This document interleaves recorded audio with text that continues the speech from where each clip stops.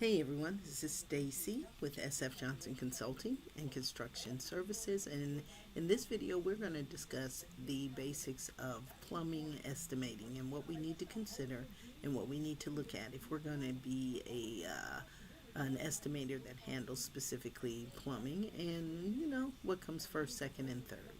Okay, so this is the cover sheet for the plumbing set, and it's going to give us all of our plumbing fixtures, everything that we're going to be installing, and it will give us the size of the hot water, cold water, and the sanitary pipe sizes and the vent size. And so that's important when it comes to your rough ends. And so we know that if we're going to install plumbing equipment for the very first time, we need to add to our estimate what's called the rough end cost, and that is the additional cost to install the hot water, cold water, and sanitary systems to that piece of plumbing equipment for the very first time. So you always have to consider that, well, in addition to your plumbing fixtures themselves. And so if you have a good cost book, it's going to give you the cost per type of fixture, and of course the man-hour units that it's going to take you to install that. So please never forget that, in its specific to only new construction. If you have a renovation, it doesn't apply. So if you're going to just take one water closet out and install it in another in a renovation, that would not apply. So roughing cost only apply to new construction. And so here are your fixtures, and then all your typical symbols. We're going to replace a water heater, so this is a good idea of all the things that you're going to have to find the prices for. And as we know, just like for the electrical set, there are two plans. There's one for the sanitary system, a sanitary and vent system, and then there's another one for the water, gas, and whatever other systems that are appropriate to this type of building, and these people are doing inside the building. Because this is our set of auto repair shops. There is for the plumbing set, we'll have a compressed air and a gas line as well. Okay, so this is the sanitary system. Of course, we have to have a good tool that was going to measure linear feet, because our piping is in linear feet.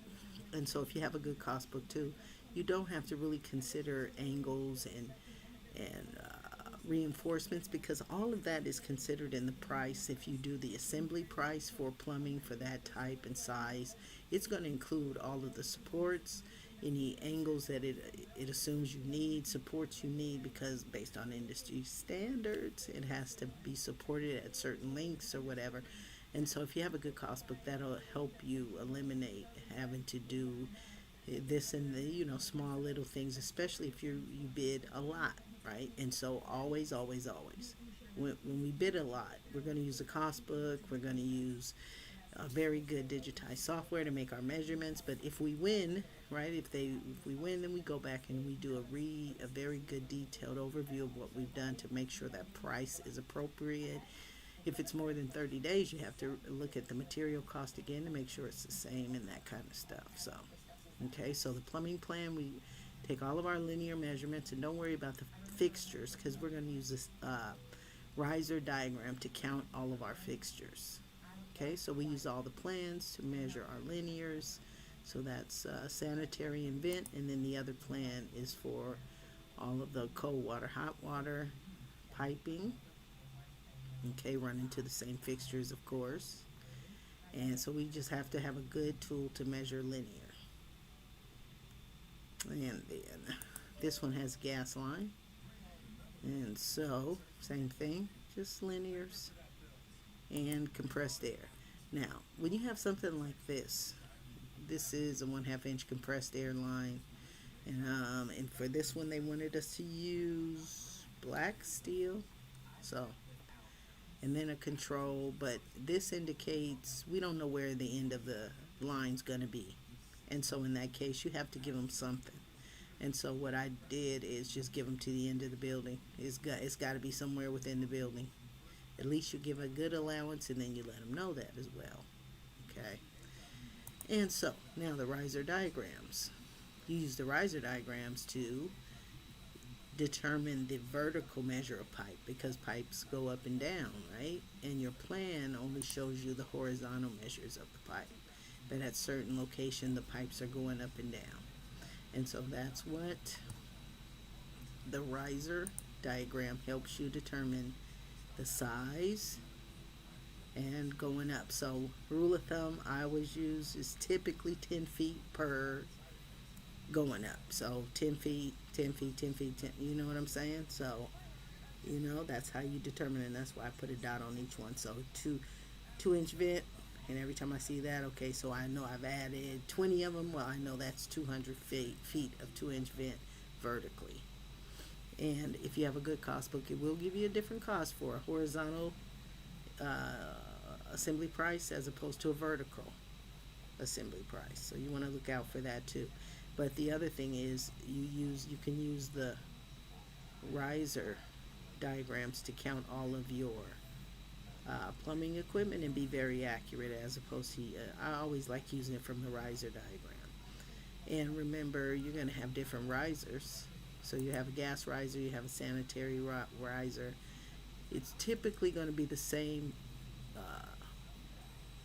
things that you're counting, so you don't have to count it twice. But look on in the water plan, like if there's a water heater, that's not really sanitary, so it wouldn't be on the sanitary riser, it would be more on the water riser. So things like that you need to look out for. Or if it's an oil interceptor, which is a sanitary system type thing, it would only be on the sanitary riser and not on the water riser. So those are kind of little things you need to look out for. But other than that, you could just use one of the risers to do all of your equipment, your plumbing equipment counts, and all of your vent roofs. Okay, so shoot. And then there's a gas riser. And see, all of these measures are on your plan. The horizontal measures are all on the plan, so you don't have to measure that.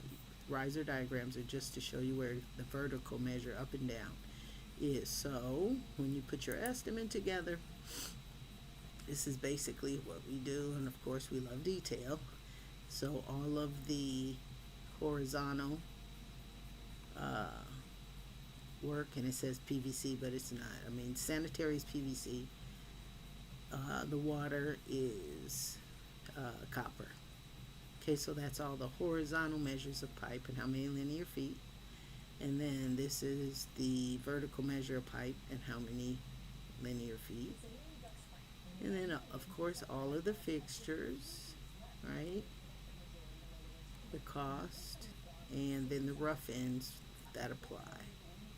And then, of course, we're always going to add a cost to connect the existing waste, vent, water to the new service. And then the vent to roofs, and then all that little stuff. And you want to check your specifications, because you most likely have to have insulation for the pipe. Okay? And testing the system, especially with plumbing. Okay, so you want to break it down in very good detail. Okay, if you'd like to take a class with us, let us know. We'd love to show you how to do, and basically what we do is start with very simple projects and then work our way up to hotels, so you know what to do in each event and how to determine, again, just each of the measures, how to determine up and down the walls, and the rough end cost. Those are things that are important that you have to make sure you include. That's not necessarily on the plans, right? So you know you have to include that, and then testing and flushing the system. So if you have any questions, please let me know at education@sfjohnsonconsulting.com. Let me know what you think of the video, and please keep your eye out for the next one. Talk to you soon.